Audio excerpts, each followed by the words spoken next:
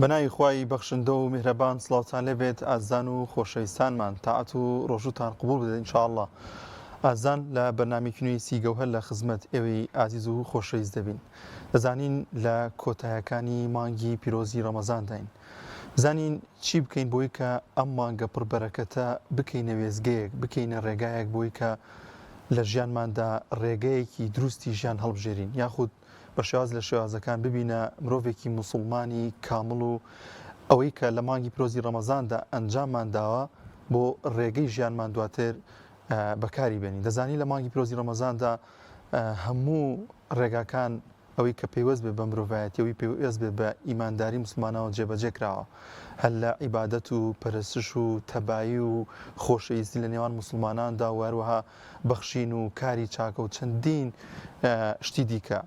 هەر لەبەر ئەمانەشە کە مسلمانان ئەنجامی دەدەن دەبێتە مانگی پڕبەرەکەت کە ئەوەی ئیماندار بێت و ئەوەی کە خۆشەویستی خوا و پێغەمبەری صلی الله علیه وسلم لە دڵدا بێت هەمیشە بەردەوام پێی خۆشەکە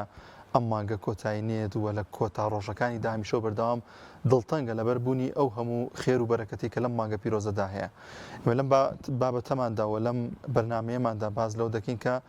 ئەو مانگەی کە تێپەڕمان کردو چۆن بیکەینە وێزگەیەک، چۆن بیکەینە ڕێگایەکی دروست بۆ ژیانمان. گفتوگوی زیاتر دەکەین لەگەڵ میوانەکەمان بەڕێز پرۆفیسۆر دکتۆر یادگار لەتیف شارەزووری مامۆستای زانکۆ. کاک دکتۆر گیانیە خوا بەخێر بێن. سپاسۆم دەرفەتە بەخێر بێ یاخوا. کاک دکتۆر ئەگەر لەوە دەست پێ بکەم پێشەوەی بێنە سەر وێزگەی مانگی پیرۆزی ڕەمەزان بۆ دروستبوونی مرۆڤێکی کامڵ. مرۆڤی کامڵ چییە لە ئاینی پیرۆزی ئیسلامدا؟ بەناوی خوای گەورە و میهرەبان، درود و سڵاوات لەسەر گیانی پاکی پێغەمبەری ئیسلام، درودی خوای لەسەر بێت. سڵاو ڕێز لە جەنابەت، سڵاو ڕێز بۆ بینەرانی کەناڵی ئاسمانی پەیام. پیرۆزبایی ڕەمەزان، پیرۆزبایی شەوانی قەدر، پیرۆزبایی جەژنی ڕەمەزانی پیرۆز لە بینەران و لە هەموو مسلمانانی کوردستانەکەم بە شێوەیەکی گشتی. تۆش پیرۆز بن ئینشاءالله. سوپاس دەکەم. سەلامەتی ئەخوا. قورئانی پیرۆز کتاب و ڕێنمایی خوای گەورەیە بۆ مرۆڤایەتی. خوای گەورە بەدیهێنەری بوونە، بەدیهێنەری بوونەوەرە، بەدیهێنەری مرۆڤە. لەبەر ئەوە لەو ڕوانگە گشتگیرە فراوانەوە پەیامەکەی بۆ مرۆڤەکان ناردووە و بە درێژایی مێژوو لەو کاتەوەی کە یەکەمین مرۆڤ لەسەر زەوی نیشتەجێ بووە کە باوکە ئادەممانە، کۆمەڵێک کەسی کامڵ پێگەیشتون و توانیویانە گۆڕانکاری گەورە دروستکەن لە ژیانی خۆیان، لە ژیانی خێزانیان، لە ژیانی کۆمەلگاکەیان و لە ژیانی مرۆڤایەتی بە شێوەیەکی گشتی. مرۆڤی کامڵ مرۆڤێکە کە هەموو پێداویستی و ئامرازەکانی ژیانی مادی لەسەر زەمیدا لە ڕێگەی پەیوەندی کۆمەڵایەتیەکانەوە، لە ڕێگەی پەیوەندی ئابوووریەکانەوە هەمووی بەرجەستەیەکە و جێبەجێیەکە. کەسێکی سەرکەوتووە لە ژیانی تاکی، لە ژیانی هاوسەری خێزانی، لە ژیانی کۆمەڵایەتی، کەسێکی بەسوودە بۆ دەوروبەرەکەی. لەسەر و ئەوەوە قورئانی پیرۆز بەم ڕەهەندە مادیە زەمینیە خۆی نابەستێتەوە، بەڵکو ئەم مرۆڤە ئەگەر مەبەستی بیە و بیەوێت لەوە زیاتر پێش بکەوێت، لەوە زیاتر پەرە بسێنێ، ئەوە قورئانی پیرۆز چەندین ڕێنمایی ورد و دروستی هەیە و لە هەمووشی گرنگتر سەرچاوەکانی دەوڵەمەندبوون و گەورەبوون و فراوانبوونی ئینسانی باس کردووە. ئێمە کە قورئانی پیرۆز دەکەینەوە، یەکەمین چیرۆک، یەکەمین بەسەرهات کە دێتە بەردەممان و دێتە پێشچاومان چیرۆکی ئادەم و چیرۆکی ئیبلیسە. ئەوەی پێوترێت چیرۆکی بەدیهێنان، قسەت الخەلق. ئەم چیرۆکە لە قورئانی پیرۆزدا چەندین جار دووبارە بۆتەوە بە ئاستی گێڕانەوەی جیاواز. ئەو گرنگی کە لە چیرۆکەکە هەیە دوو تەوەری سەرەکیە. تەوەری یەکەم بابەتی بوونی مرۆییە، بەدیهێنانی مرۆڤە. تەوەری دووەم چۆنێتی پەرەپێدانی مرۆڤە بۆ خودی خۆی لە خودێکی مادی زەمینی بەرز بێتەوە و باڵا بێت، بگاتە ئاستی بوونێکی معنەوی باڵا، ئاستی عالەمی یاخود جیهانی مەلەکوت. ئەو جیهانەی کە ئێمە لە سەرەتاوە لەوێوە هاتوین، یعنی وڵات و نیشتیمانی ڕاستەقینەی ئێمە سەرزەوی نییە، بەڵکو ئەو جیهانی مەلەکوتەیە. لە ناو جیهانی مەلەکوتیشدا ئەو بەهەشتەیە کە خوای گەورە ئاماژەی پێ دەکاو کە یەکەم جار ئادەم عەلەیهی سەلام لەوێ ژیاوە و دوایین لە هەمان شوێن حەوا دروست کراوە. ئەمە چەندین جار دووبارەی بێت و لە قورئانی پیرۆزە. لەبەر گرنگی ئەم بابەتی بەتایبەتی بەدیهێنان پاشان توانادارکردنی مرۆڤ بۆ ئەوەی لە سەرکەوتن و گەشەسەردن و پێشخستنەکانی لە ئاستی دنیا نەمێنێ، بەڵکو بگاتەوە ئەو ئاستەی کە یەکەم جار لێ و ئاستی دنیای مەلەکوتە، وەکو باگراوندێک، وەکو دەرپەڕینێک، وەکو بنەمایەکی سەرەکی کە تۆ ئەی مرۆڤ کەسێکی نامۆ پەرتەوازە نیت لەم سەرزەویەدا وەکو پوشێک بەدەم ڕەشەبایەکەوە، بەڵکو تۆ سەرچاوەیەکت هەیە، بنەمایەکت هەیە، وڵات و نیشتیمانێکی سەرەکیت هەیە کە سەرەوەیە. خوای گەورە لە 110 شوێنە لە قورئانی پیرۆزە باسی بەدیهێنانی کردو، باسی خەڵقی کردووە.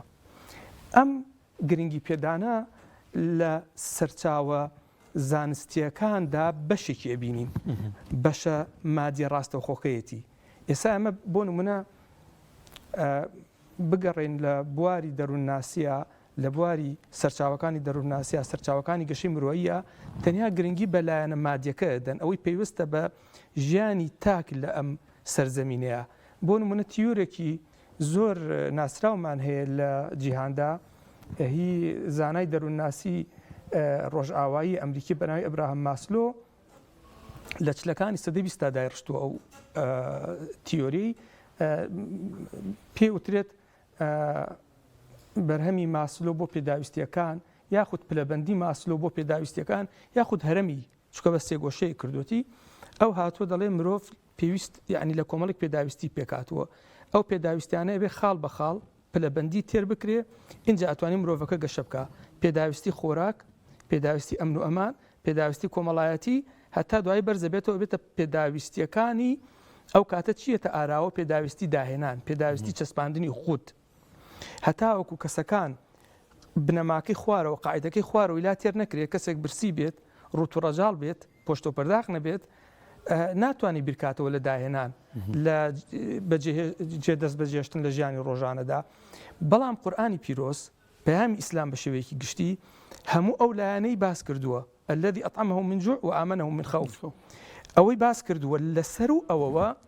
ئەم ئینسانە بوو ئەوەی ئینسانێکی بەرز و باڵا بێت لە ڕووی کردەوە و ئاکاریوە لە ژیانی دنیادا، چونکە زۆر کەسەیە ئەو ئاستانی بڕیوە، بەڵام لە ژیاندا ئینسانێکی ئیجابی نیە، ئینسانێکی نەرێنیە، سەلبیە، ئینسانێکی تێکدەرە، مرۆڤایەتی ئەچەوسێنێتەوە، بەڵکو ئەبێتە مایی وێرانکردنی مرۆڤایەتی بە گەڕخستنی ئەو توانایی کە بەدەستی هێناوە. قورئانی پیرۆز دەیەوێت ئەو توانای لە مرۆڤدا هەبێت، بەڵام وەگەڕی بخا بۆ خزمەتکردنی مرۆڤایەتی، نەک بۆ توانەوە و فەوتاندن و لەناوبردنی مرۆڤایەتی. بۆیە بەردەوام بیری مرۆڤ ئەخاتەوە کە تۆ باڵا، جیهانێکی باڵا هەیە کە تۆ لەوێوە هاتوویت، ئەوە سەرچاوی تۆیە، نابی ئەو جیهانە باڵای خۆتت لەبیر بچێتەوە. بۆ نمونە لە سورەتی ئەلئینسانە خوای گەورە ئەفەرمێ هل أتى على الإنسان حين من الدهر لم يكن شيئا مذكورا إنا خلقنا الإنسان من نطفة أمشاج نبتليه فجعلناه سميعا بصيرا إنا هديناه السبيل إما شاكرا وإما كفورا. لێرە کۆمەڵێک خاڵی زۆر وردەبینین لێرەدا. یەکەم باسی بوونی مرۆییە. ئەم مرۆیە زەمنێکە بوو، ڕۆژگارێکە بوو، سەردەمێکە بوو، نەبوو بوو، لە عەدەما بوو. خوای گەورە لەو ئەدەمەوە هێنایە بوون. ئەو بوونەش بۆ خۆی بەڕاستی پلەیەکی باڵایە. تۆ لە نەبووە، بۆ نمونە قوتابیەک تەیە، گەر مامۆستای خۆشێک تەیە، گەر پزیشکیت کەوتووەتە گرفتەوە، هەڵی دەستێنیتەوە، دەسەر پێی ڕای دەوەستێنیتەوە، چارەسەری ئەەکەی، دەکەیتە کەسێکی سەرکەوتوو، ئەوە وایە لە مردن ڕزگار کردبێ هێنابێتەوە سەر ژیان. ئەوە نرخێکی زۆر زۆر گەورەیە، نەک کەسێک لە سرە مەرگایان لە مردنیان ژیانی لە ترسناکیە تۆ ڕزگاری ئەەکەی بۆ ژیان، بەڵکو لە نەبوونەوە هێنیتە بوون. ئەمە خاڵی یەکەم. خاڵی دووەم سەرچاوی دروستبوونەکەی کە هاتووەتە سەرم زەویە، لە دوو ئاوی پیا و ژن دروست بووە بۆی سەرچاوی خۆی بزانێ، وەکو ئاماژەیەکی سەرەکیش بۆ گرنگی خێزان لە ژیانی تاک و کۆمەلگاکانە بۆ نەگۆڕینی ڕەگەز و ئەو بابەتانێکی ئێستا مرۆڤایەتی بەدەستی و ئەناڵێنێ و بۆتە مایەی ئەتوانم بڵێم خەریکە لە ناوچوونی ڕەگەزی مرۆڤایەتی لەبەرەوەی لە زۆربەی زۆری وڵاتە پێشکەوتووە باڵاکانە لە ڕووی تەکنۆلۆژیایە منداڵکەوتنەوە و منداڵ دایکبوون کەم بۆتەوە ڕژەی دوانشتوان ڕۆژ بە ڕۆژ بەرەو کەمبوونەوە ئەڕوات ناچارن لە وڵاتانی کەوە داوای هێزی کار و ئەو شتانە بکەن ئەوە زانە بەتواناکان و دڵسۆزەکانی ڕۆژئاو خۆیان دەنگیان لێ هەستاوە هاوارێن لێ هێستاوە ئێستا زانەکانی بواری کۆمەڵاسی بەتایبەتی بە پلەی یەکەم زەنگی مەترسی لێ دەن بۆ ئەوە وە زووتریش لە بیستەکانەوە کتێب نووسراوە لەسەر مەرگی ڕۆژئاوا ترسناکەکانی سەر ڕۆژئاوا کە ئەو بابەتانەیە قورئانی پیرۆز هەر لە سەرەتای بوونی مرۆڤەوە گرنگی بەوە داوە سەر و زیاتر لەوەش بۆ ئەوەی ئەم مرۆڤە مرۆڤێک بێت هەم ئازادی هەبی و هەم بەمان کاتیش ئاراستەیەکە بێ ئاراستەی بکە ئەفەرمێ ئێمە لە ناخیدا هەستارێکمان دروست کردووە فجعلناه سميعا بصيرا ئەتوانێت ببیسێ ئەتوانێت ببینێت ئەوەی کە قورئان لە شوێنی ترا ناوێنێ فیترەت کە لە ناخی هەموو کەسێکە زەنگێکی ئاگدارکردنەوە هەیە من ناوم هەستیاری خودکار کە ئەو هەستیارە خوای گەورە پێی بەخشی و خودکار خۆی ئیشەکات ئەم مرۆڤە هەرچەند ڕێگەکەشی لار بێت لە ناخی خۆیان ئەزانێت کە ئەو ڕێگەی دروست نییە و ڕاست نییە لەبەر ئەوە خوای گەورە بە زیندوی دەهێڵێتەوە هەتا ئەو کاتەی کە پشت ئەکاتە پەرستشەکان پشت ئەکاتە عیبادات پشت ئەکاتە ڕۆژوگرتن بۆ نمونە پشت ئەکاتە لە خواترسی پشت ئەکاتە خزمەتکردنی مرۆڤایەتی و ئەبێتە ئامرازی چەسانەوەی مرۆڤایەتی ئیتر خوای گەورە ئەو ئامێری لە ناخە ئەکوژێنێتەوە ئەو هەستیارەی لە ناخە ئەکوژێنێتەوە ئەوەیە کە قورئانی پیرۆز ئەفەرمێ لە سوورەتی بەقەرەیە ختم الله على قلوبهم وعلى سمعهم وعلى أبصارهم غشاوة ئەوە مانای ئەوە نییە کە خوای گەورە ناچاریانەکە مانای ئەوەیە گەیشتنەتە سنوورێک بە هەموو شێوەیەک دەرگای گەڕانەوەیان لەسەر خۆیان داخستووە بۆیە خوای گەورە ئیتر تەواو ئەوانە شایستەی ئەو سزایان کە لە ڕۆژی قیامەتا بووی داناون و ناتوان بگەڕێنەوە لەوانەیە ئێمە زۆر جار سیرمان لێبێت کۆمەڵێک کەسە لەناو کۆمەلگایە ئەژیت ئەبێتە کەسێکی ستەمکار لە ئاستی دەوڵەتداریە لە ئاستی ئیمپراتۆریەتە و هەموو زانیاریکی لەبەردەستایە کە ئەو ئاراستەی ئەو لەسرێتی هەڵێ بەڵام لەسەریشی سوورە ئەوە هۆکارەکەیەوە کە خوای گەورە فەرمێ ختم الله على قلوبهم وعلى سمعهم وعلى أبصارهم غشاوة. بس خوش بکاک دکتۆر گیان زۆر بە وردی شیکردنەوە بۆ کرد بەڵام ئێستا لەوانەیە کەسانێکە بن گوێی لە ئێمە بێت ینی ئەم پرسیارانی لا دروست بە هەیە تێناگات لە هەنێک شت لەوەی کە ئەم شتان تۆ بە وردی باس کرد وا بیرەکاتەوە کەواتە قودرەتێکی ئیلاهیە من مرۆڤێکی کامڵ دەرەچم یاخود مرۆڤێکی ناکامڵ دەرەچم یاخود مرۆڤێک دەرەچم کە بتوانم کاریگەریم هەبێت لە کۆمەلگادا و یاخود کاریگەریم نەبێت و کاریگەری لەوانەیە نەرێنیم هەبێت ئەمە لە زیینیم لە دەستی منان نییە ئەمە بوونی هەیە ئەم شتە ڕوونیان چۆن نییە کە خوای گەورە لە ناخمانە ئەو هەستیاری دروست کردووە بۆ چاکە یعنی تەنانەت فرمودەمان هەیە ئەڵێ پێناسەی چاکە چیە ئەوەیە کە دڵی پێی ئارامە ئەی پێناسی خراپە چییە ئەوەی ماحاکە فی قەلبیکە دڵت مرتاح نیە پێی دڵت ئارام نییە لەسەری ئەمە بوو ئەوەیە کە ئەم مرۆڤە بەردەوام بێ لەسەر ئەو هێڵەی کە لەسەری هاتووە لە جیهانێکی زۆ بەرز و باڵا لە ڕووی سیستەمەوە لە ڕووی ڕێخستنەوە لە ڕووی دادپەروەریەوە لە ڕووی جوانی و باڵاییەوە خوای گەورە دەیەوێت ئەم مرۆڤە بەردەوام بێ بۆیە فەرمێ ئیننا هەدەیناه السەبیلە ڕێنمایانمان کردووە بەڵام لەبەر ئەوەی کە خوای گەورە عەقلی بە مرۆڤ داوە ژیری پێبەخشیوە ئازادی کردووە ئەو هەستیارە خودکاری لە ناخا دروست کردووە و پێشی وتووە ئەوە ڕێگەی ڕاست ئەو ڕێگەی هەڵە پێغەمبەرانیشی ناردووە و پەیامیشی ناردووە و بەردەوامی شەڵێ ئەوانەی لەسەر ڕاستن ڕێگەی ڕاستن ئەوانە بەردەوام ببن بەڵام هەندێکەیە بەرژەوەندی یاخود کوردبینی وایان لێکا لە ڕێگە ڕاستەکە دەرەچن ئەو مرۆڤە کامڵی کە قورئان مەبەستێتی لێلا ئەدەن ئەگینا ئەو هەموو ڕەنجکێشانەی پێغەمبەران و پیاوچاکان و ئەو هەموو نووسینە و ئەو هەموو کار و کردەوانەی کە بە درێژایی مێژووی زانە و پیاوچاکان هاتووە بۆ ئەوەیە کە مرۆڤ لەسەر ئاستی تاکی و لەسەر ئاستی کۆمەڵایەتی ئەو کامڵبوونە بپارێزێت ئەو کامڵبوونەش ئەگەر بێت و خوای گەورە ئەوەی لە ناخمانە دروست نەکردایە و بەردەوام ئاگامان بە ئەو جیهانە باڵاو نەبووایە کە ئێمە لێوەی هاتووین لە ڕووی بوونی ئاەتەوە لە ڕووی بوونی ئەوەی کە لە ناخی هەمومانە هەیە ئەو کاتە لەوانەیە ئەو قسە دروست بواە. بۆیە ئێمە دەبینین لە کۆمەلگایەکی زۆر هەژار زۆر سەرەتایی و کۆمەلگای عەربی لە نێودورگەی عەربی تۆ تەسەور کە کۆمەلگایەک لەسەر کوشتنی حوشترێک 40 ساڵە بێتە شەڕی ناخۆ بینی تیر و هۆزەکان پێڵەن حەرب البەسوس 40 ساڵ لەسەر شتێکی زۆر سادە پاش ئەوەی بە چەند ساڵێکی زۆر کەم هەمووی ناکاتە 20 ساڵ 25 ساڵ بە درێژایی وردەکارێکە هەر لەنا ئەو کۆمەلگایە کۆمەڵێک کەڵە کەسایەتی دروست دەبن لە ڕێی ئەو ڕێنمایانی کە خوای گەورە بە پێغەمەری بەخشیوە خود بە پێغەمەری ڕاستپاردووە کە بیگەینێتە ئەو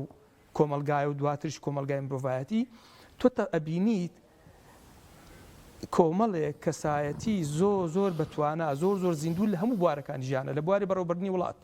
لە بواری سیاسەتمەداری لە بواری ئابووری لە بواری کارگێڕی لە بواری ئەدەب لە بواری زمان لە بواری زانستە پەتیەکان یعنی 100 ساڵ نابە لە ناو بەغدادا پێشتریش لە ناو دیمەشقا ئەزمونکاری دەست پێکە ئەزمموی زانستەکان کیمیا و دواتر فیزیا و هەموو بوارەکان ئەمە ئەگەر بێت و مرۆڤ با بڵین ئازادی نەبێ بسەپێنرێ بەسەریا ئەو قسە ڕاست دەرەچوو بۆیە خوای گەورە دەرگای واڵا کردو ئەوە دوو دەرگای سەرەکیە ئەو دەرگات گرت تۆ ڕاستە ڕەگەل لێ دیارە ئەم دورگای ترشان تونێنە و کەس نازانێ بەروکێ دەڕوا بۆیە لە فترەیەکی کەمە بە پەروەردەی پێغەمبەر درودی و خوای لەسەر بێ بە ڕێنمایی قورئانی پیرۆز لەناو ئەو کۆمەلگا سادەدا دەبینی دەوڵەتێک دروست دەبێ دەوڵەتی مەدینەیە ئەم دەوڵەتە لەو ڕەش و ڕوتانە ئەچنەوە بەگشت کێدا کە هەڕەشەن بۆ سەریان ئیمپراتورەتێکی گەوری وەکو ڕۆم ئەخر ئەوە گاڵتەنی ئیمپراتورەتێک کە تەمەنی 1000 ساڵە وە سوپایەکی وەکو سوپای ئێستا ئەمریکات کە چۆن تەکنۆلۆژیا هەموو پێشکەوتنێکی لە بەردەستدایە کاتێک موسڵمانان دەزانن بە تەمان هێرش بکەنە سەر مەدینە و وەکو ئینقلابێک بۆ ئەوەی موسڵمانان نەتوانن میسر فتح بکەن و پێشتریش ئەو ترسانیانت پێکردبوو لە مؤتەیا و دواتر لە جەنگەکانی ترا لەگەڵ ڕۆمەکانە ڕوبەڕوو بنەوە تۆ بزان ئەو قڵەتە سەربازێکی عەقڵەتێکە بتوانیت بەسەر سوپای ئیمپراتۆریەتێک ئازاڵبی سوپای کێ کۆمەڵێک کەسێک کە هەمویان 300 کەس نێبوون لە جەنگی بەدرا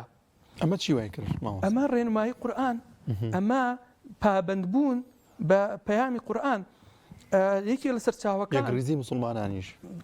قورئانی پیرۆزە بەڵێ واعتصموا بحبل الله جميعا ئەوە هەموو پەیامەکانی قورئان تۆ تەسەورەکەی پێغەمبەر جاری وا بە درودی خوای لەسەر بێت لە فەرموودە داهاتووە نەک قسەکان و فەرموودەکانی تەنها ترساندن بووە لە ئاگر و هاندان بوو بۆ بەهەشت وردەکاری پێکاتەی گردون بووە پێکاتەی ژیان بووە ئەڵێ پێغەمبەر درودی خوای لەسەر بێت جاری وا بووە بەیانی هەتاوەکو نیڕۆ وتاری داوە باسی پێکاتەی ئاسمانەکان و زەوی و بوونی مرۆی کردووە نوێژیان کردو دیسان تا دوای عەسر مسلمان هەمووی دانیشتووە وەفدی وا بوو تازە هاتوو مسلمان بووە ڕاوی حەدیسەکە کە ئیگەڕێتێکی لە سەحابەکانە و کە تازە چووە ئەڵێ دانیشتبووم سێرم کرد هەموو گوێگرن پێغەمبەر درودی خوای لەسەر بێ باسی پێکاتەی گردونەکە و باسی پێکاتی ژیانەکە و چۆن چۆنی خوای گەورە ژیانی دروست کرد و مرۆڤی دروست کرد و ئاراستەمان بەرەو کوێیە ئەڵێ پیان وتم فڵان کەس وەرە حشتەکە دیار نەماوە چۆنی سەر تۆ سیارە ڕاگری و سیارەکە دیار نەمێنی تر پەک دەکەوێ ئەڵێ چوون بەدەمی ئەو کارەوە خۆزگای ئەو هەواڵیان نەدامایەت بۆی هەموو زانیاریم لە کیس نەچوایە مەبەستم ئەوەیە کە ڕێنمایی قورئانی پیرۆز چەندێ ڕێنمایی ڕاستە و خۆی پەروەردەی دەرونی و ئاینیە ئەو نەش ڕێنمایی دروستکردنی دەوڵەتە دروستکردنی ژیارە بۆیە زۆر ینی لە ڕووی توانا و ئامرازەوە سەرنجڕاکێشە لە ماوەی 50 ساڵە مسلمانان دەگەنە عێراق و دەگەنە شام و دەگەنە ئۆزبەکستان و دەگەنە قیزیخستان و دەگەنە نزیکی سین چینی ئێستا بەڵام ئەگەر لە فەرموودەکان ورد بینەوە و پێشتریش لەو ئاەتە پیرۆزانەی قورئان کە ئاماژەی داوە بەو بوارانە لەگەڵ پابندبوونی مسلمانان بە ڕێنماییەکانی پێغەمبەر درودی خوای لەسەر بێ لە ماوەیەکی کەمە ئەو کۆمەلگایی کە پێغەمبەر فەرمێ صلی الله علیه و سلم نحن أمة أمية لا نكتب ولا نقرأ ئەڵێ ئێمە ئاوان ئێستا هەر لەناو ئەو کۆمەلگا نەخوێندەوارەیە کە ئومیە و بۆ وەسفە نەک بۆ ئێمە ئەبێن بە ئومی بمێنینەوە لە سەدەی یەکی کۆچیە چالاکی تەدوین نووسینەوە دەست پێکە پێش ڕاستەوخۆ قورئانە نووسرێتەوە هەر ماوەیەکی کەمتر هەر لە سەردەمی پێغەمبەرە چونکە زانیاریکی هەڵا هەیە کە ئەڵێن فەرموودە دوای نازانم 50 ساڵیان 80 ساڵ تۆمار کراوە هەر لە سەردەمی پێغەمبەرە درودی خوای لەسەر بێ هەڵمەتی نووسینەوە و تۆمارکردنی فەرموودەکانیش دەست پێ دەکا. دواتر زانستەکان تۆ ئەزانی ئەدەبی عەربی ڕخنەی عەربی بوونی نییە هەتا ئەو کاتەی تەدوین دەست پێکا، زانستەکان بوونی نییە هەتا ئەو کاتی تەدوین دەست پێ دەکا. لەبەر ئەوە ئەو ڕێنمانی قورئانی پیرۆز بەو ڕوانگە گشتگیریەوە تەماشای بکەیت نەوەکو لە ڕوانگەیەکی تەسکی تایبەتەوە ئیتر ئایا بەرژەوەندیە یاخود نەخوێندنەوەی واقعە کۆمەلگای گەورەی لە دوورسە بێ ئەو هەموو کەسایەتی مەزنە تۆ وەرە مێژوو بخوێنەرەوەیان هەر کەسێک لە ئێمە بۆ کۆمەلگای عەربی چەند کەسایەتی ناودار هەیە لە کۆمەلگای عەربیان نییە هەیە ئەو کەسانن کە ناسراون بە ئازایەتی لە جەنگا یان بە کەرەم ئەوە زۆر ناوبانگ بووە بەڵام وەکو زانست وەکو ئابووری وەکو کارگەری نیمانە کۆمەلگای کوردیش تەماشاکە پێشەوەی کۆمەلگای کوردی مسلمان بێت ئەدەی ناوی دوو کەسایەتی گەورم پێ بڵێ لە بوارەکانی ژیانە ناوی دوو زانای کوردم پێ بڵێ نییە ئەم کۆمەلگایە کە مسلمانە بێ دەسەگرێ بە مسلمان نیەتەوە لەو کاتەوە دەسەکرێ بەکردنەوەی قوتابخانە و ئەوەی پێ دواتی پێتری حوجرە ئاینیەکان کۆمەڵێک زانای زۆر گەورە کۆمەڵی کارگێری زۆر گەورە دروست دەبێت یعنی کەسایەتێکی کە هەموو جار دووبارێکی ئەکرێتەوە و سەلاحەدین ئیمپراتۆرێتێکی لە بەردەسابی ئیمپراتۆرێتێک بەڕێوە ببات ئەی پێشتر بۆچی ئەومانە بۆ لە دەوڵەتی ساسانیە من جاری کەش باسم کردووە لە یەکی لە وڵاتە عەرەبیەکان بووم لە کۆنفرانسێکە وتیان ناوشتمان ئەوە کرد کە ناوەکەمی بینی یادگار لەتیف شارەزووری بە عەربیە شارەزووری کابرا مێژوونووس بووتی ئەزانی ئێوە ئەو شارەزووریانە بە درێژایی مێژوو لە ناو دیمەشقیان قازی بوون حاکم بوون لە میسر لەبەر ئەوە ئەم پەیامە قورئانیە پەیامێکە چەندێک بۆ پەروەردەی دەرونی مرۆڤە بۆ باشکردنی کار و ئاکار و ئاراستێتی ئەوەندە بگرە زیاتریش بۆ دروستکردنی ژیارە لەبەر ئەوەی ئەم پەیامە پەیامێکی جیهانیە بۆ مرۆڤایەتیە ئەمەش هۆکاری ئەوەیە کە کاتێک ئیسلام بڵاو ئەبێتەوە لەسەر ئەو ڕوبەرەی کە ئێستا مسلمانانی لێیە ئەم کۆمەلگانەی کە بهاتنە ناو ئیسلامەوە بە درێژایی قۆناغەکان هەمووی بەڕاستە خۆنا هاتووە قۆناغ بە قۆناغ هەتا قەناعەتیان هاتووە کۆمەلگای خاوەن فکر بوون کۆمەلگای خاوەن دامبولەریت بوون وکو کۆمەلگای عەرەبی نەبوون کۆمەلگایەکی ڕەوتەنی بن شارستانیان نەبێ دام و دەستگای تەلارسازی دام و دەستگای ئیداریان نەبێ تەلارسازیان نەبێ فکر و فەلسفەیان نەبێ خاوەن هەموو ئەو شتانە بوون ئەو کۆمەلگانە بە خۆیان و بەو هەموو باگراوندەوەیانەوە دێنە ناو ئیسلام و کێشەش دروست نابێ بەڵکو لە ناویانە چەندین زانای گەورە دروست دەبێ کە دەبنە چرا و منارەی ڕاستەقینەی ئیسلام بوونەوەکانی داهاتوو. دەستخۆش بێ کاک دوتۆیان لە کۆمەلگای کوردی یاخود کۆمەلگای وڵاتە ئیسلامیەکان ینی تا بڵێ تاکی مسلمان زۆرینەی زۆری پابندە ینی بۆ لەم ڕەمەزانەدا سێرەکەی بزگەوتەکان الحەمدولیلا جمعیان دێت ئیتر کۆمەلگایەکە زۆر ئیحتیمام بەدینەیەوە بەشێکی زۆری پابندەوەی کە زۆر پابند نییە دیارە ینی نوخبەیەکە و الحەمدولیلا ساڵ بە ساڵ ئەمەش زیاتر بەدیەکرێت کە مسلمانان زیاتر ڕوو لە ئیسلامەکە ڕوو لە پابندبوونیانەکەن بە ئاینی پیرۆزی ئیسلام بەڵام هەمیشە بەردەوام گلەیەگەی لە نێو ئومەتی ئیسلامی لە نێو کۆمەلگای کوردی تۆ هەموو شتە جوانانت باس کرد و زۆرێک لە تاکی مسلمانیش پێوی پابندە بەڵام بۆچی کۆمەلگایەکی کامل تا ئێستا دروست نەبووە بۆچی تا ئەوکو ئێستا کۆمەلگایەک تاکێکی مسلمان دروست نەبووە کە کاریگەری هەبێت یاخود وەکو ئەو زانانەی کە پێشووتر ئاماژەت پێکرد تاوەکو ئێستا تەسیریان هەیە لەسەر ئەم کۆمەلگای ئێستامان کە بەشێکیان هەیە سەدان ساڵە هەروەفاتیان کردووە بۆ بەو شێوازیانی بۆچی ئەو تەسیرەمانیە لە کۆمەلگادا بەڕاستی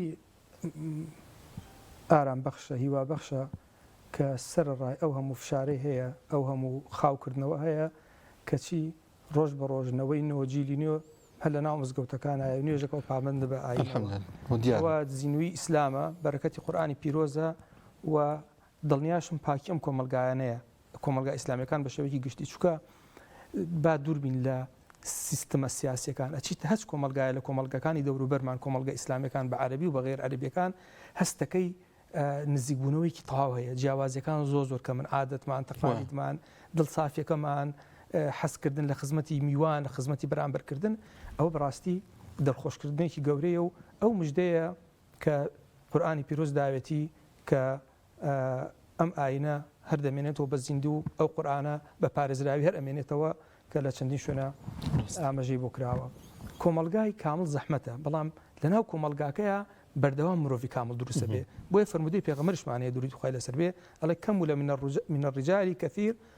ومن النساء عدد محدود. معنى حديثك أوها يعني لەناو کۆمەلگای سەحابەشە پێغەمبەریشا دووری خوای لەسەر بێ کۆمەڵێک دەستەبژێری هاوڵانمان هەیە. بەڵێ هاوڵان هەمویان هەڵبژێردراوی خوای گەورن کە هاوڵی پێغەمبەر بن، هەمویان بەڕێزن و ئەبێ بەو چاوەڕێزەش و تەماشایان بکرێ. بەڵام بە شێوەیەکی گشتی کۆمەلگا زەحمەتە تاک بە تاکی هەمووی مرۆڤی کامل بێت. لەبەرەوە لە ناو کۆمەلگاکەدا چەندین تاک هەڵەکەوێ بنە مرۆڤی کامل. ئێمە بۆچی لەم سەردەمەیە کەمە ئێستا جیهانەکەمان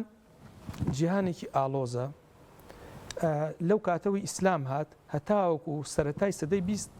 ئیسلامەکو دەوڵەتداری ئامادەی هەبووە، خاوەن ئیمپراتۆرەتی گەورە بووە،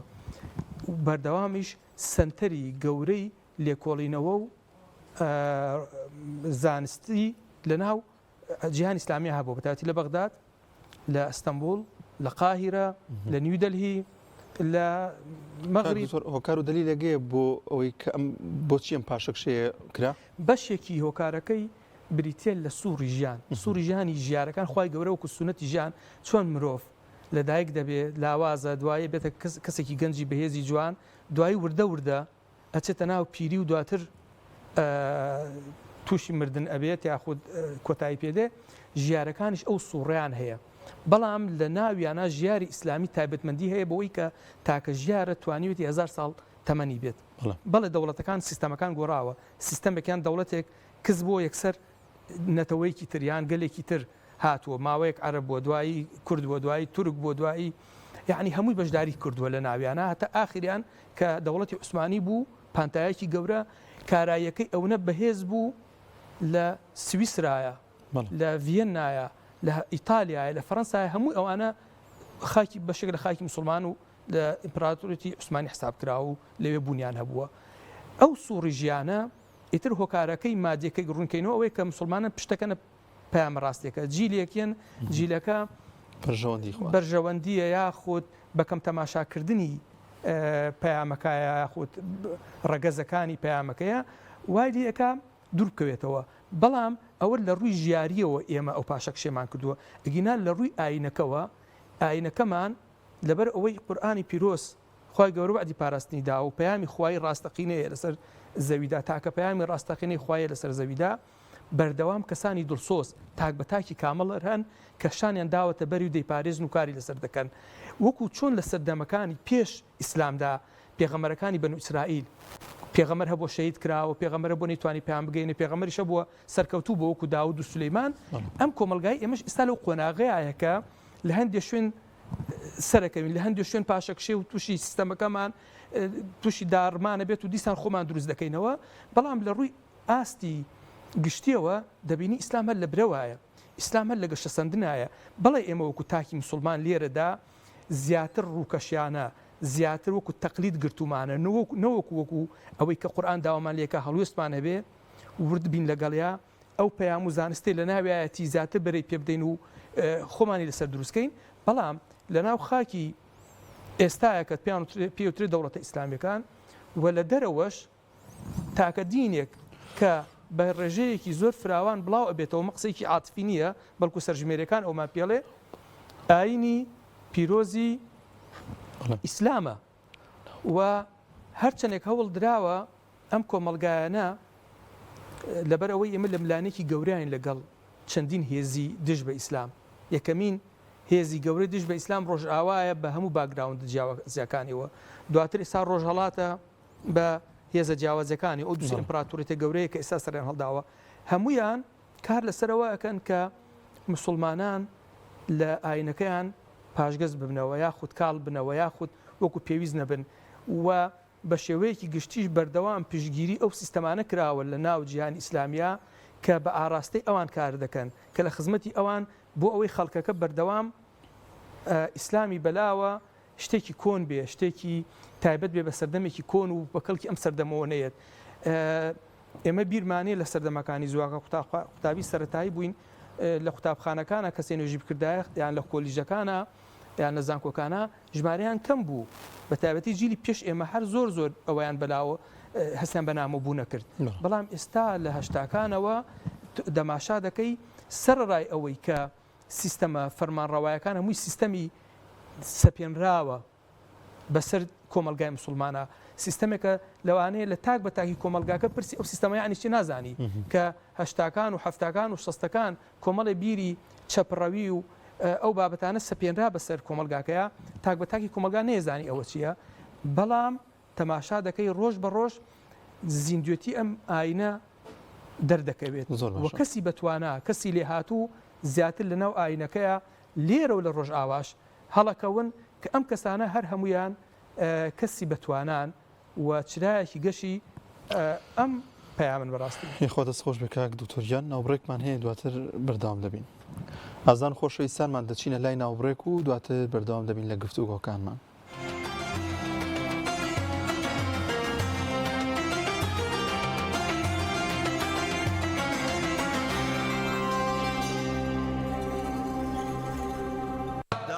شوچارەی فەخری عالم بامەیلێ خەزیێنەی هەستی توخوابی کەمەیلێ مەزەی نەشەی جام باوانەکەم هۆلەیلێ ئەخبادە پەرستی توخوابی کەمەیلێ ئوستادی تەعلیم عەزیزم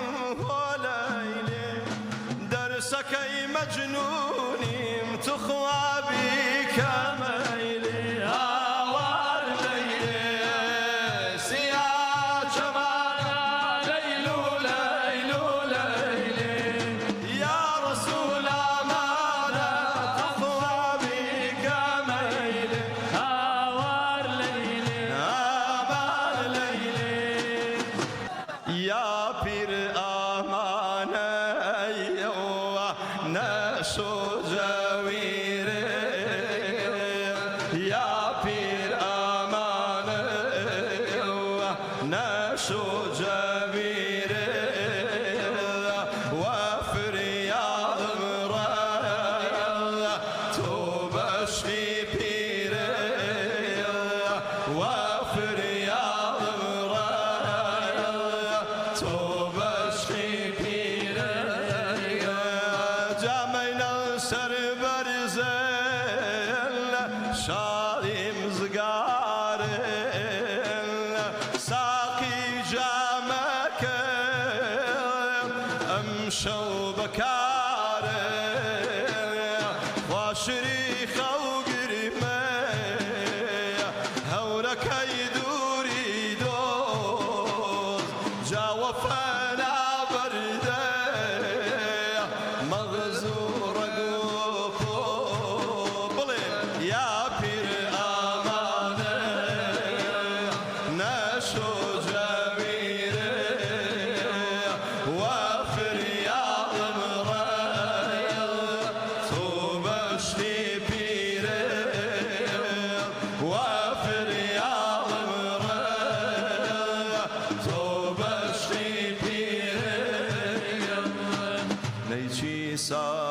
صادخي قزات ومالي نيشي صادخي قزات ومالي دمي درجاني درون زخالي اي قزاي پنجك دكلا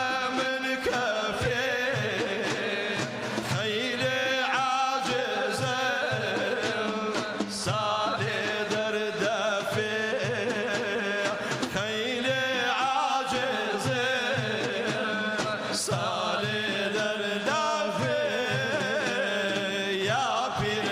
أمانة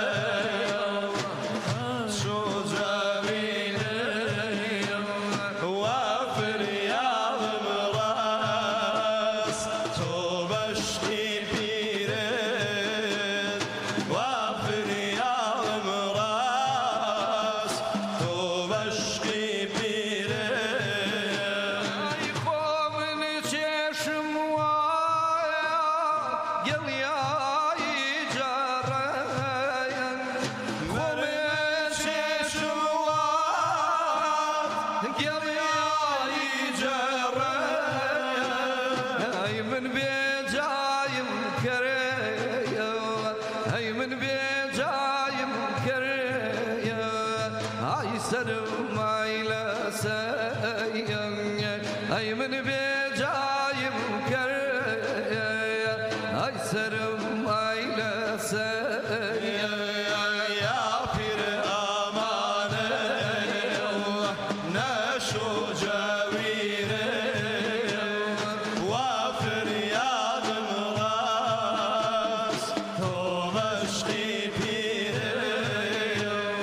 وا فریادم ڕاست تۆ عشقی پیرە خۆشە و دەمەی کە ڕۆژ و شەو تەوافەکە ڕەواقی تۆ یا ڕەسوول الله خۆشە و سەرەی کە کەوتبێ لە کوچە و سوقاقی تۆ یا حەبیب الله هەیبەتی کەتی کە بێ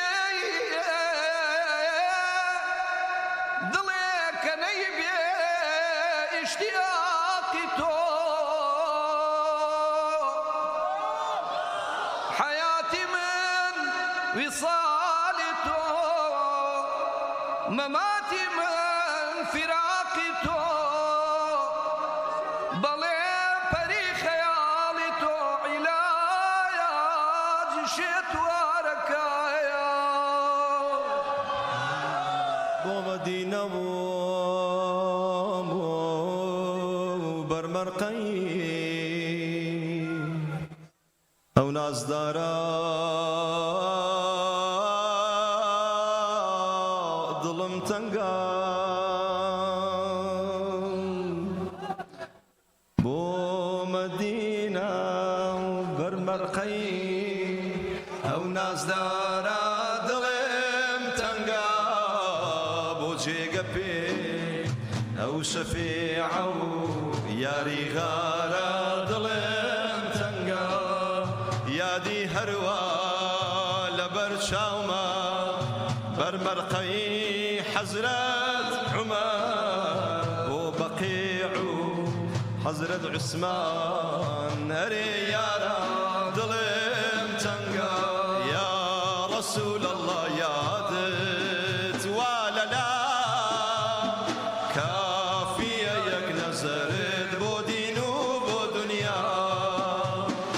یا ڕەسوول الله یادت وا لەلا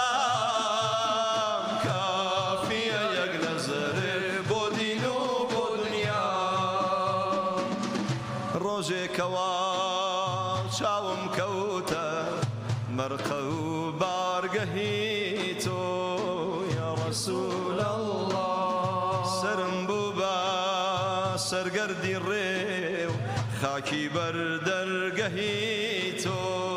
یا ڕەسوول الله عاسی چی بڵێ وەسف و سەنای قەدی سەروی سەهی تۆ یا ڕەسوول الله عزیزەکەم گیانی خۆم و عزیزانم فیدای خاکی ڕەهی تۆ یا ڕەسوول الله عزیزم سەردارم غەریبم ڕێبوارم بڵێن بۆ مەدینە بەرمەرقەی ئەو نازدارە دڵم تەنگە بۆ جێگە پێ ئەو شەفیعە و یاری غارە دڵم تەنگە یادی هەروە لەبەر چاومە بەرمەرقەی حەزرەت عومەر بۆ بەقیع و حەزرەت عوسمان هەرێ یارە دڵم تەنگە هەی دولبەر باوکەکەم دولبەر رسول ينبو زيارات أوككم حضرتي رسول ينبو زيارات أوككم حضرتي رسول دون اشتيقر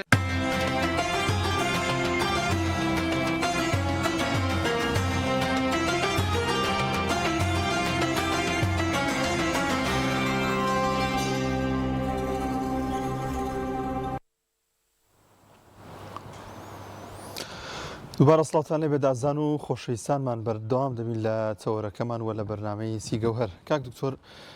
بالو پرسیارە دەست پێ بکەینەوە خۆی باڵادەست لە چەندین ئاەتی قورآنی پیرۆزدا ئاماژە بە کۆمەڵی بەڵگا کە بۆن منە ئاماژە بۆ ئەکات و ئەفەرمێت ئێمە شەو ڕۆژمان دروست کردووە تاوەکو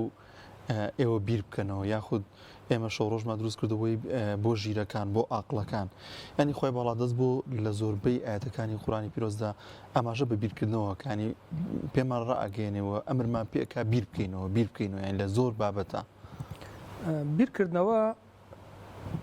سەرچاوەی یاخود نیشانەی ڕاستەوخۆی عەقڵێکی کارایە ژیرێکی کارایە کاڵین کارا کەواتە ژیریەکە هەیە ئەو ژیریە یان ئەو تا پەکەخرێت حتمما قسەکە شەبی نەچێتەوە ئەوەیە کە خۆی باڵادەست ویستێتی بەرەو کامەڵبوومان بەرێ بەم بیرکردنەوەوانە بەڵێ یانەوە تا ئەو ژیریە پەکەخرێت یانەوەتانێ پەرەی پێ ئەدرێت خوای گەورەش بەردەوام ئاەتی نازڵ کردووە و فەرمودەی خستۆتە سەر زار و ناودڵی پێغەمبەر دوردی خوای لەسەر بێ بۆ ئەوەی ئەو مرۆڤە ئەم ژیریەی دەدەست نەدا تەنانەت لە قورئانە کاتێک کە پرسیار ئەکرێت لەوانەی چوونەتە ناو جەهەنەم ئەڵێ قالوا لو كنا من أصحاب الجحيم ئاەتەکەم شتێکی ئاوا ئەفەرمێ ئەگەر ئێمە خاوەن عەقڵ و هۆش بووینایە نەئەکەوتینە ئەم ڕۆژگارە و نە دووچاری ئەم چارە نووسە ڕەشە نەئەبووین بۆیە ئازادی مرۆڤ ئەوەی کە پێشتر ئاماژەمان بۆ کرد کە خوای گەورە دوو دەرگای گەورەی واڵا کردو لە بەردەم مرۆڤە ئەتوانێ و عەقڵیشی پێداوە ژیری پێداوە هەڵی بژێرێ یان ڕێگە ڕاستەکە یان ڕێگە چەوتەکە بە وردەکاریەکانیەوە ئەگەر مرۆڤ عەقڵی نەبێت ژیرێکی کارای نەبێ خوای گەورە ئەو کاتە لێپرسینەوەی لێ نەیەکرد پەناو عنی پاک و بێگردی بۆ خودای گەورە ئەو کاتە ستەمکاری ئەبوو کەسێکی بێعەقڵ سزا بدرێ بۆیە لە ئاینی ئیسلامدا ئەو کەسەی منداڵە عەقلێشتا پێ نەگەیشتووە ئەو کەسەی شێتە کە عەقلی ناتەواوە ئەو کەسانیشی کە ئێستا حاڵەتی تایبەتیانەیە کە ئەم نەخۆشانە ئێستا هەندێکیان دەرچوون لێپرسینەوەیان لێ نییە لێپرسینەوەیان لێ نیە و تەکلیفیان لەسەر نییە و ئاژەڵانیش هیچ تەکلیفێکیان لەسەر نیە لەبەرەوەی ئەو عەقڵ و ژیریان نییە بۆیە خوای گەورە ئەو عەقڵ و ژیریە بە تایبەتمەندیەکی سەرەکی مرۆڤ داناوە تەنانەت ئەو بیرکردنەوە لە دوو شوێنی وەکو ئێستا تەنانەت زانستی نوێژ ئاماژی بۆکە لە دوو شوێنی زۆر هەستیاری مرۆڤ دایناوە لەناو عەقڵیان مێشکیا لەناو دڵیشە لەهم قلوب ئەو یعقلون بها دڵە و عەقلی پێەکەن ژیری پێەکەن ئێستا زانستەکان ئەڵێن لەناو دڵە خانە هەیە بیرکردنەوەی هەیە کارەکە لەسەر ئەوە بۆی خوای گەورە زوو ئاماژە ئەکا بە ئەو بوارە لە قورئانی پیرۆزە ئەمەش وای کردووە بە بەردەوامی بابەتی عەقڵ و گرنگی عەقڵ مای لێکۆڵینەوە بێت لە لای زانا موسڵمانەکان هەم لە بواری فقه و وردەکارەکانی فقه هەم لە بواری بابەتی ئازادی مرۆڤە وەکو ئێستا ئاماژەمان بۆ کرد کاتێک کە ئەم کۆمەلگا جیاوازانە هاتنە ناو موسڵمان و هەمووی باگراوندی جیاوازیان هەبوو لەو کاتێشە ڕەوتێکی سەرەکی هەبووە لەناو ئەو کۆمەلگانەیە بەناوی ڕەوتی داهری کە ئێستا ئەتوانین پێ بڵێین ڕەوتی بێئاینی بێدینی باوەڕیان بە غەیب نەبووە باوەڕیان بە بوونی خودا نەبووە ئەمانە یەکێک لە قسەکانیان ئەوە بووە کە دواتر هەندێک فرقەی ناو مسلمانان پشتیان پێبەستن ئەوەی کە ئینسان مجبەرە ئینسان سەپێنراوە بەسەریا کەواتە ئەگەر بێت و من ژیریم نەبێ ئەو کاتە وەکو ئاژەڵان سەپێنراوە بەسەر ما و سیستەمێکی ژیانی دیاریکراوە بەدەست خۆم نییە ئێستا ئێمە زۆر جارە بینین لە سێرکەکانە شێرێکە بە درێژایی تەمەنی ڕاهێنراوە بە ئەوەی کە نمایش بکات لە پڕێکە هەڵەگەڕێت و لە مدەڕیبەکەی بۆ چکە ناخی خۆی ئەوە نیە تۆ لی بکۆڵیتەوە ئەو لەسەر ئەو دروستکراوە کە دڕندە بێت ئەو دڕندەبوونە هەڵبژاردەی خۆی نیە بەڵام ئێمە مرۆڤ دڕندەبوون و مرۆڤ دۆستیمان بەدەست خۆمانە لەبەرەوەی ژیریمان پێبەخشراوە ئەم ژیریە ئێمە ئەگەر بێت و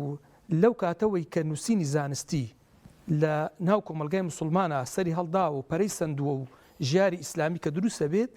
لە هەموو ڕەوتە ئیسلامیەکانە کە هەر قوتابخانە و ڕەوتە و وەڵامدارەوەی قۆناغەکەی خۆیت ئێستا زۆر جار هەندێک کەسێ ئەگەر دەرنەچم لە بابەتەکە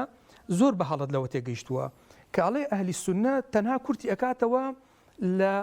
چەند زانایەک و چەند کەسێکە ئیتر باقی ئومەتی لێ دەرەکات ئەوەی ئەشعەریە ئەهلی سونە نیە ئەوەی ماتریدیە ئەهلی سونە نیە ئەوەی معتەزیلێ ئەهلی سونە نیە ئەوەی چەندین زانای زۆر باشی بە پێچەوانەوە ئەو قوتابخانە و ڕەوتانە هەر یەکەیان وەڵامدارەوەی قۆناغی خۆیان بوون لە سەردەمێکە کە کۆمەلگای ئیسلامی ڕوبەڕووی ئەو دەریانە بوویەوە وەکو وەڵامدانەوەیکیش بۆ وانەی ئەڵێن ئیسلام بە شمشێر بڵاو بۆتەوە هەر لە سەردەمی خەلیفە هارونە دەوڵەتێکی گەورە هەبوو ناوی دەوڵەتی سند بووە دیارە لە هندستان و ئەو منتیقە بەگشتی کە ئەو کاتە وەکو ئێستا ئەوە نەبووە ئەمە تەحەدای خەلیفەی موسڵمانانە کە هارون ڕەشید ئەڵێ زانان بۆ بنێرە من بە بەڵگەوەتانە سێلمێنم کە ئێوە لە توانای عەقلی و بیرکردنەوە ئاینەکەشتان تەواو نین و ئاینەکەشتان ئاینێکی ڕاست نییە ئەویش دەچێت کۆمەڵی زانای فەرمودەناس و فقهناس ئەنێرێت کە بابەتەکە ئەبێتە بابەتی عەقلی و هەندێک پرسیار دەکات ئەڵێ وەڵای ئێمە ئەو شتانە نییە لە پرۆگرام و لە خوێندنەکانمانە ئەو زانایی کە بە پادشاکەی خۆی ئەو تەحەدای ڕابگەیەنێ ئەڵێ نەموت ئەمانە هیچیان پێ نییە هارونە ڕەشیدیش لەو کاتەیە ئەڵێ کەسێک نەبوو لەم ئومەتە ئیسلامە بتوانێت بەڕووی ئەوانە ڕابوەستێتەوە لەو کاتەیە معتەزیلەکان بانگ ئەکات یەکێک لە زاناکان یاخود لە کاربەدەستەکانی دەوڵەتەڵێ ئەوانە لەو بوارەیە زۆر زیرەک و بتوانن ئەتوانن لە ڕویان ڕابوەستنەوە بالفعل بانگیانەکا و ئەیان نێرێ بە وەفد ئەچنە ناو گفتوگۆوە لەگەڵیانە تەماشا دەکەن ئەوەی ئەوان بە بەڵگەی ێزان و ئەتوانن ئیسلام و یاخود بەڵگە عەقلەکانی ئیسلام پێ بەتاڵکەنەوە زۆر بچووکترە لەوەی ئەمان پیانە هەموو بەڵگەکانیشان ڕاستەوخۆ لە قورئانی پیرۆز و لە فەرمودەکان وەرگرتووە چونکە قورئانی پیرۆز ئەگەر تەماشا بکەی هیچ شتێک بێ بەڵگە ناڵێت بەسیترین شتی ئەفەرمێ قول هاتوا بورهانەکم من بەڵگەما فەرموویەوەش بەڵگەکانتان بێنن بێ بەڵگەی زانستی قسە ناکا کام ئاەتی قورئانی پیرۆزەیە لە بواری عەقیدەیە لە بواری زیندووبوونەوەیە لە بواری خەڵقاوی کە ئێستا باسمان کرد تێنەگەین لێر و ئاڵۆز بێ و بێ بەڵگە بێت هیچ شتێکی تیانێ بێ بەڵگە بێت لەبەر ئەوە هەر ڕەوتێک لەو ڕەوتانە وەڵام دەرەوە و پێداویستی سەردەمی خۆیان بوون ئەمە ئەوای کردووە کە هەر سەردەمە و کۆمەڵێک زانا دروست بێت ئەم کۆمەڵە زانا ئیتر خۆیان نایەن لە خۆیان نابێت یاخود بەهۆی ئەوەی لە بوارێکی تایبەت تا باڵا دەست بوو بن ناون لێراون بوون بە ئەشعەری تەنانەت ئەوانشی کە ئەشعەری بوون یەکێک وەک ئیمام غەزالی کە خۆی لەسەر ئەو خەتە گەورە بووە دەڵێت ئێمە هەی موسڵمان هەی کەسی زانە بە تایبەتی لە کتێبەکانیان لە القسطاس المستقيمة بتايبتي ولا تهافت الفلاسفة لە زۆر کتێبی تریا ئەڵێ تۆ نابێ لەسەر ئەو ڕێچکە و ڕێبازە بیت کە مامۆستاکەت یاخود باوکو دایکی لەسەری بووە چونکە ئەوە گەورەترین ستەمە لە خۆت و لە بیر و باوەڕ و لە عەقڵتی دەکەیت ئەبێت تۆ کەسێبی بیرکەیتەوە پشت بە بەڵگە ببەستیت بەبێ بەڵگە بڕیاری هیچ شتێ نەدەی بۆیە زۆر کەس لەو سەردەمەیە کە پەڕگیر بوون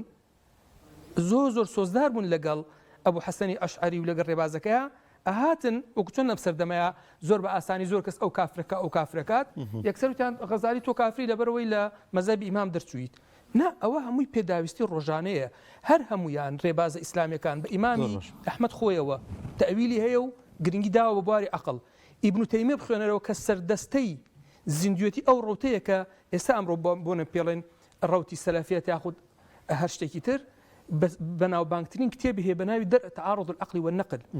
و ئێستاش لە زانکۆکانی ڕۆژ ئاوایە بۆتە سەرچاوەی لێکۆڵینەوەی فکری فەلسەفی کۆمەڵایەتی یەیتە لای ڕێبازی تەسەوف بە هەمان شێوە گرنگیەکی تەواویان بە بوارە عەقلەکە داوە یەیتە لای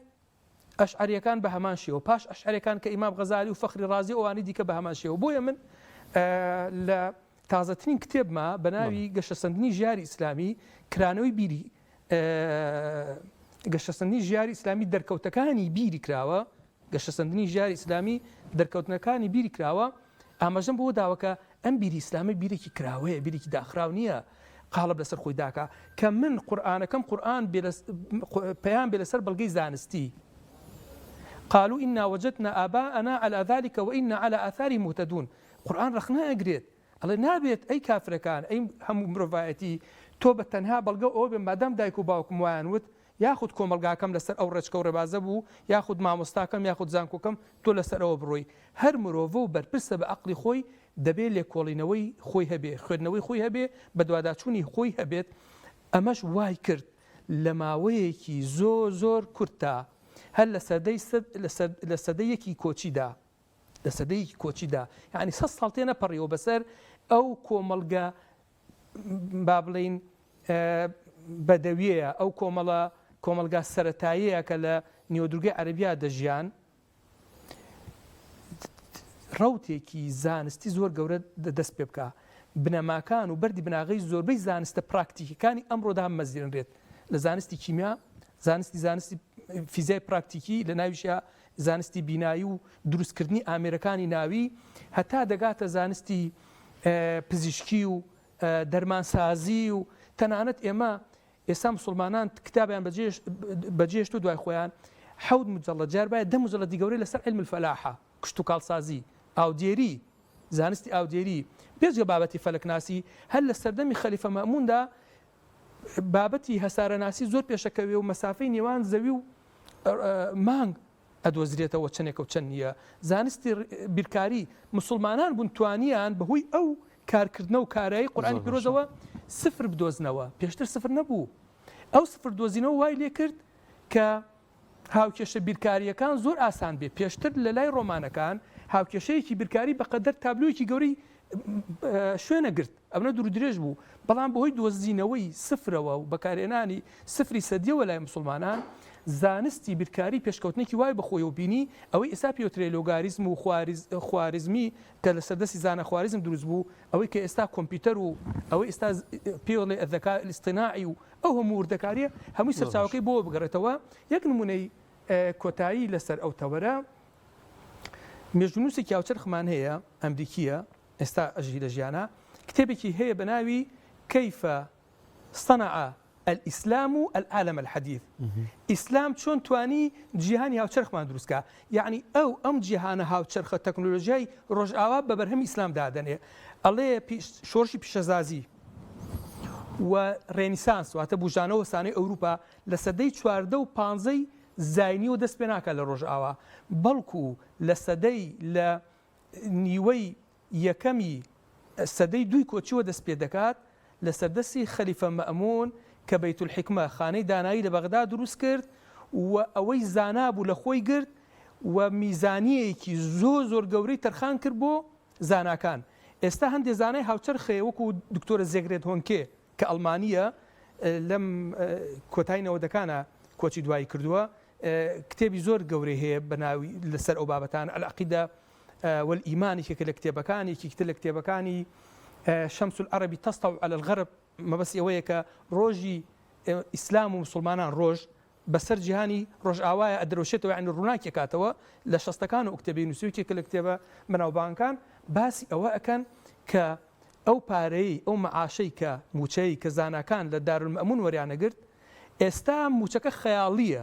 یعنی ئێستا بە لەوانەیە بە چەندین دەفتەر دۆلار زیاتر بێ بەس موچەی مامۆسایەک کە لەو خانەی حکمەتیە کاری کردووە و ئەو قسەش ڕاستە و هیچ مبالغە نییە کە کتێبەکان وەردەگێڕان بە وەزنی خۆی ئاڵتون و زێران پێدرا هەموو ئەو دەستنووسانەی کە وەرگێڕاونەتە لەسەر زمانی عەرەبی لە خانەی دانایە و پێشتر لای خەلیفە خالیدی ئومەوی هەر هەمووی بە پارەی قورس ئەمڕۆ پێڵێن العملە سەعبە کڕاوە هەمووی ئەرکی کێشراوە بۆیە ژیاری ئیسلامی نەک خزمەتی بە کۆمەلگای مسلمان کردو بەڵکو خزمەتی بە مرۆڤایەتی کردووە هەموو من لەو کتێبەمە هەموو سەرچاوانم هێنا و باس کردووە زانا ڕۆژئاوایە بە ویژدانەکان ئەڵێن ئەگەر بێت و ژیاری ئیسلامی نەبووایە هەموو ئەو دەست خەتانەی دەستنووس مەخطوطاتی سەردەمی گریکەکان یۆنانەکان و دواتریش ڕۆمانەکان هەر هەمووی ئەفوتا چونکە لە سەدەکانی ناوەڕاستە ئەوروپا کە لە تاریکی دواکەوتووی یابوو پەڕاویان نەبوو تیا بنووسن یان بۆ سووتان بەکاریانێنایان ئەیان کڕان و نزا و پاڕانە و ئاینەکانە لەسەر تۆمارە کرد یاخود لە بنمیچەکانە دایان نابوو هەموو بە تەڕەشوع و بە ئاو بۆ شتانە لەناوچوو بوو ئەڵێ لەبەر ئەوە ئێمە قەرزاری ژیاری ئیسلامی و زانە مسڵمانەکانین ئەوەش هۆکارەکەی ئەوەی کە ئێستا تۆ جەنابەت ئامبەژت پێدا لەبەر ئەوەی مسلمانان بەکاراییەوە لەگەڵ قورئانە ئەیان ڕوانی تەنانەت تەنیا خۆیان نەئەبەستەوە بە بوارێکی تایبەتەوە لە ڕوانگەیەکی تەسکەوە کە تەنها من نوێژەکەم و دەچمە مزگەوت و هاتمە دەرەوە لە مزگەوت ئاکار و ڕەوشت و هەڵس و کەوت و بیرکردنەوەم پەیوەندی نییە بە ژانی ڕۆژانەوە ئەوە بۆ خۆی ئەوە بۆ خۆی نەخێر هەر هەمووی ئاوێتە و ئاوێزانی یەکتری بووە هەر لەسەر ئەوەت کۆتایی بەرنامەکان بە مانگی پیرۆزی ڕەمەزان بێنی ئایا مانگی پیرۆزی ڕەمەزانیش کە چەندین نمونەی جوانی تێدایە کە مرۆڤ بەرجەستەی بکە مسلمان بەرجەستەی بکە هەر لەوەی کە ڕاستەمانەوە بێت و برسیە بێت و کۆمەڵێک شتی دیکە بەڵام ئەم مرۆڤە زۆرینەی زۆری کامڵە بێ کاری چاکە ئەنجامەدا بەخشین ئەنجامەدا دڵ و دەرونی ئارامە بێتەوە تەعاملی جوانە بێ لەگەڵ دەوروبەرەکەیە ئەمە تا چەند وێزگەیەکە بۆ ئەوەی کە دوای مانگی پیرۆزی ڕەمەزانیش ژیانمان بە دروستی بەڕێ بکەین و کامڵبوونمان هەم کاریگەری بۆ خۆمانە بێت و هەم کاریگەری بۆ کۆمەلگا خۆی گەورە فەرمێت أعوذ بالله من الشيطان الرجيم كتب عليكم الصيام كما كتب على الذين من قبلكم ئەم واتە ئێوە ڕۆژتان لەسەر فەرز کراوە کوتی بەعنی فەرز کراوە واجبە لەسەرتان اختیاری نییە وەکو چۆن لەسەر گەلان و نەتەوەکانی تر فەرز کراوە ئێستا زانایەکی دەرووناسی ئەمریکی هەیە ئەڵێ پێویستە ئەو ڕۆژوگرتنی کە لە کولتورمانە هەبوو زیندووکەینەوە ئەڵێ ئەو واڵە لە قینە ئاو بخورێت بەڵام ئەبێ 16 بۆ 18 ساعت بە ڕۆژوو بین یەکەم ئەوە هیچ بواری جەستەیی بۆ بواری دەرونی و بەشێکیشە لە کللتور و لە بنەمای مرۆڤایەتی ئەڵێ لەوەتەی مرۆڤەیە وەکو سەلماندنی ڕاستی و ئاەتە ڕۆژوگرتن هەبووە ئەم ڕۆژوگرتنە تێشووە وەکو تۆ چۆنەچی بۆ ڕێگەیەک حسابی خۆتەکەیت بارێکی باشت پێیە وردە وردە لێ خۆی تاگەیتە قۆناغی خۆت و بە سەلامەتی و ئەو کاتە هەمووی بە تاوەتی سەرفت کردیان بەشێکی ماوە گرفتنێ گرنگەوەی توی گەیان ئەم ڕۆژوەش توێشوویەکی گەورەیە بۆ باقی ڕۆژەکانی ساڵی تۆ بۆچی چونکە مرۆڤ وەکو من لە سەرەتای بەرنامەکەەوە ئاماژەم بۆ کرد وەکو قورئانی پیرۆزکاری لەسەرەکە بریتێ لە دوو لایانی سەرەکی ئەگە دروست بێ لە یەکی جا بکەینەوە لەبەر خاتری باسکردنی زانستی و لێکۆڵینەوەی زانستی ئەگینا ئاوێزان یەکن و جا ناکرێت ئەوش لایانی جەستە و ڕۆحە ئەوش لایانی مادی و معنەویە ئەوش لایانی عالەمی مەلەکوت وەکو قورئان ئەڵێ و عالەمی غەیب و عالەمی شەهادەیە عالەمی غەیب و عالەمی شەهادە ئەو عالەمی شەهادە یعنی ئەو ژیانە مادی کە ئێستا باسم کرد پەیوەندی مادیەکان من لە ڕووی تەندروستیەوە تەندروست بم لە ڕووی خۆراکەوە ئاگام لە خۆم بێت لە ڕووی ئابووریەوە لە ڕووی زانستەوە خۆم پێ بگەێنم لایەنەکەی تر مەمێنێت بۆ عالەمی غەیب عالەمی غەیب چییە؟ ئەو عالەمەیە کە بە پەرستشەکان ئینسان نەتوانێت پێی بگات یعنی ئەوە نییە کە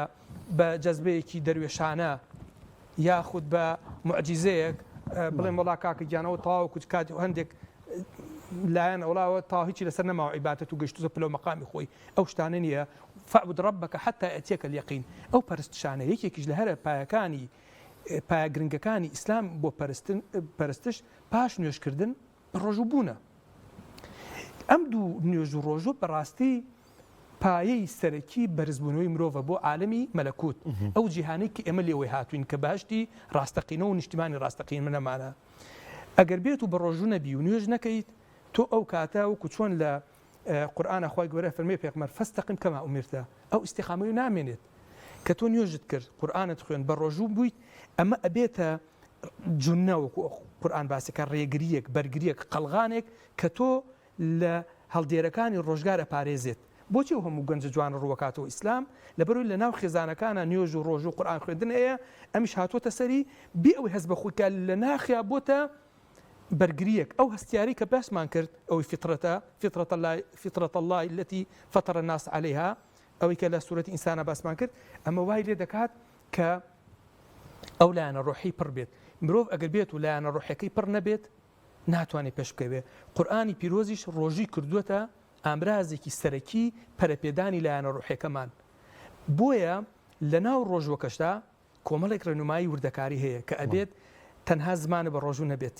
ئەبێ کردەوەت باش بێ، ئەبێ زمانە پاک بێت، ئەبێ تەنانەت پێغەمبەر فەرمێت درودی خوای لەسەر بێ کەسانێک دێن لە ڕۆژی قیامەتە مفلیسن لەبەرەوەی نوێژی کردو ڕۆژی گرتووە بەڵام جمێنی بۆ داوە خراپە ئەوی کردووە ئەوانەی کە ئێستا خەڵکە کوژێ و لەسەر وەداهاتی میلەتێک زەوتەکا و پارەی میلەتێک ئاودیو ئەکا ئەبێ ئەوانە کاروکردەوەیان چی لێبێ لەبەرەوە ئەوانە وەکو چۆن لە چیرۆکی بەلعەمی کوڕی باعورایە کە مفەسیران باسیەکەن کەسێکی زانا بوو ئەو ئیستیقامەیە ئەبێ وەکو پێم وتی کەسێک نییە بڵێ وەڵام من گەشتمە قۆناغێک و هیچم لەسەر نەماوە ئەبێ هەتا ئاخر لەحظەی ژیان فەعبود ڕەبەکە حتى ئەتیەکە اليەقین بەردەوام بیت بۆیە پێغەمبەر فەرمی صلی الله علیه و سلم هود و خوشکەکانی منیان پیر کرد چونکە بەردەوام بی لەسەر ئەو ڕێگە ڕاستە یعنی پابند بی بە پەرستشەکان بە یارمەتیدانی خەڵک تەنانەت خۆت دەزانیت لابردنی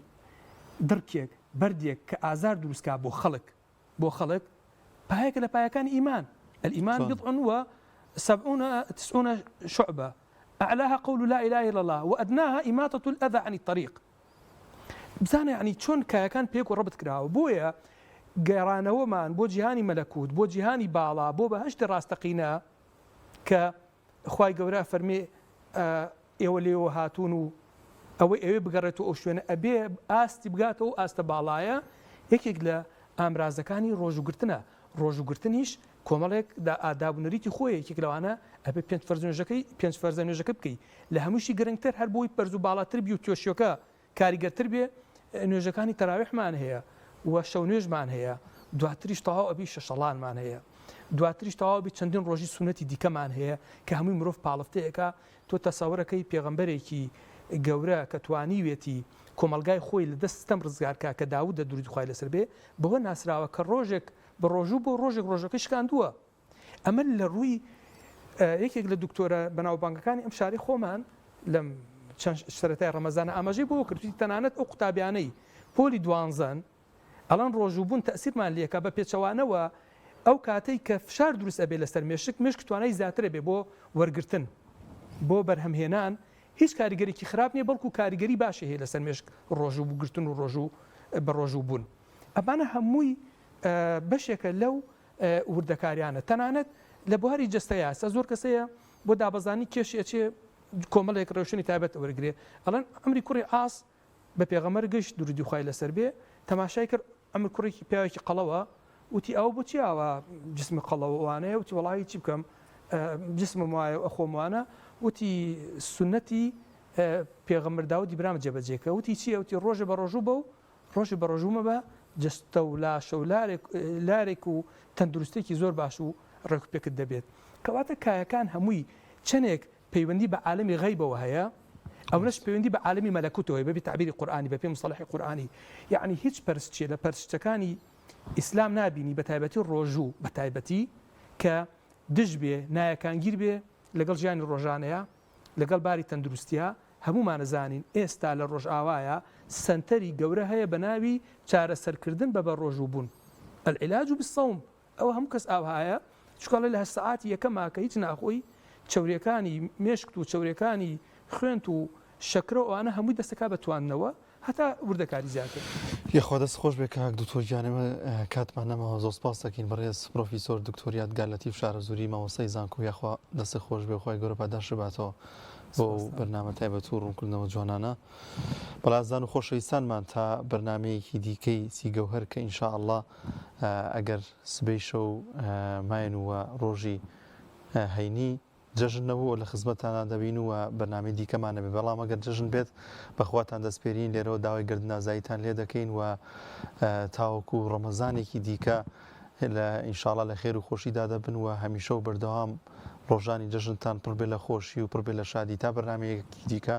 بەخواتان دەستپێرین خواتان لەگەڵ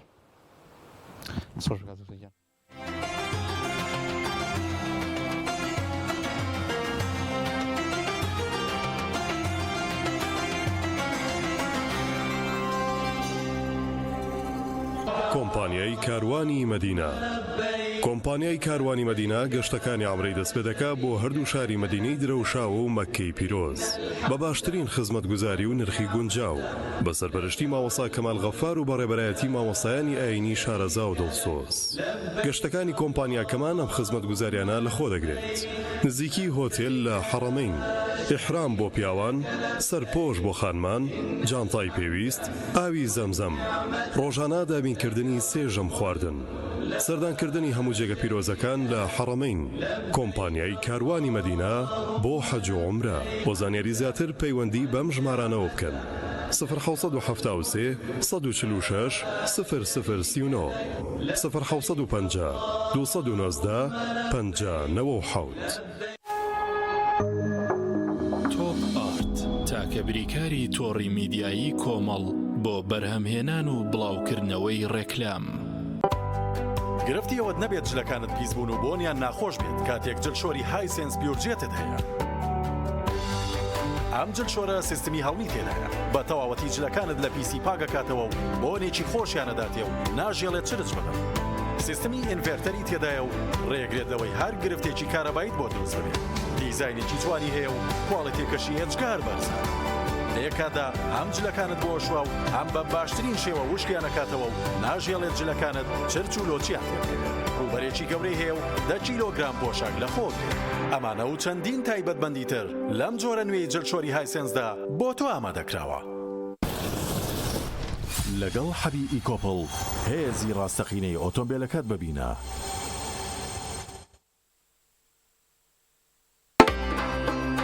ڕەمەزان مانگی خێر و بەخشندەییە. ئەم مانگە لە 150 باڵانسی زیادە بە دیاری وەربگرە. هەر جارێک هێڵەکەت بە 10,000 دینار یان زیاتر پڕ بکەیتەوە. تا باڵانسی زیاتریش پڕ بکەیتەوە باڵانسی زیاتر بەدەستێنیت. هاوڕێتیمان لە مانگی خێر و خۆشیدا زیاد دەکات. لەگەڵ زیادبوونی باڵانسا هەر جارێک هێڵەکەت پڕ بکەیتەوە. بۆ بەشداری ژمارێک بنێرە بۆ 211 پاشان هێڵەکەت پڕ بکەرەوە.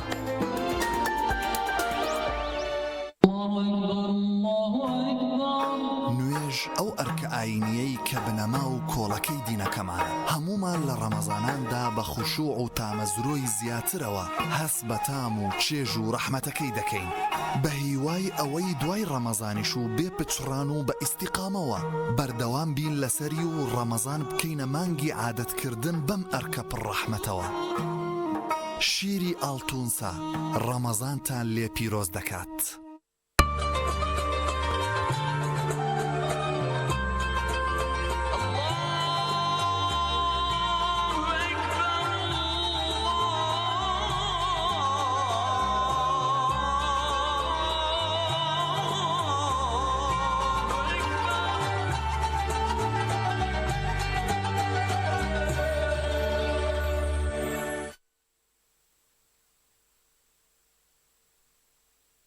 چەند لە یەکتر دوور بین دیسان پێک دەگەینەوە ئێمە بۆ یەکتری پشتین نابێ بیرتان بچێتەوە وەرە عازیز نزیک بینەوە دڵمان بۆ یەک بکەینەوە بە یەکەوە بەهێزترین با دوور نەکەوینەوە.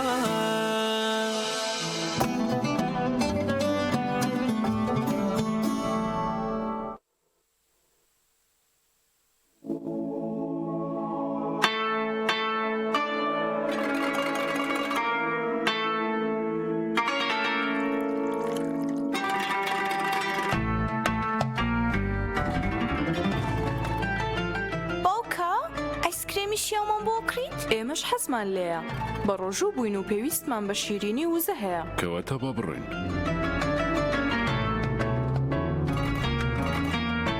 وەشترین ئایسکریمی شیاوە وەرنەوە.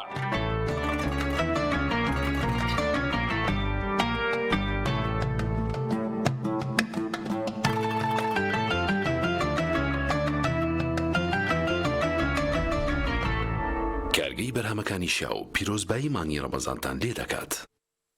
ئاستێرە 350 پەنجەرە ئەو ئۆفەر و داشکاندانن کە تایبەتن بە تۆ لەگەڵ لایفستایلی تۆدا گونجاو. لە ڕێم خزمەت گوزاریەوە دەتوانیت تا 5 هێندە باڵانسی بێبەرامبەر بۆ پەیوەندی بەدەست بهێنیت لەگەڵ داشکاندن کە دەگاتە لە 150 لەسەر پاکێجەکانی ئینتەرنێت و پەیوەندی. هەروەها بەکارهێنانی بێبەرامبەری سناپچات لە چەند پاکێجێکی دیاریکراوی ئینتەرنێتدا چەندین تایبەتمەندی و ئۆفەری داشکێنراوی تریش. با چاوت لەسەر ئەستێرە 350 پەنجەرە بێت تا داشکاندن و ئۆفەرە تایبەتەکان بزانیت لە ڕێی پەیوەندیکردن یان ئەپلیکیشنی ئاسێسێڵ.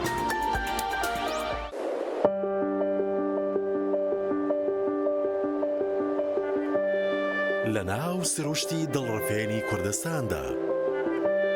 لە کەشێکی سەردەمیانەی دڵنشیندا باڵەخانە و ڤێلاکانی مایۆرکا سیتی بنیاد دەنرێت.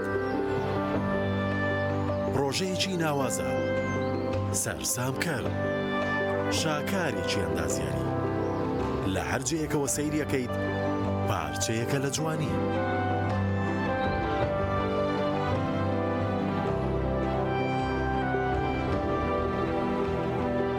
خزمەتگوزاریەکانی شێوازی ژیانت دەبەناسێکی تر. ئێرە زیاترە لەوەی بە خەیاڵتدا دێت، زیاترە لەوەی بیرت لێ کردوتەوە، زیاتر لەوەی شارێکی نمونەیی پێت دەبەخشێت.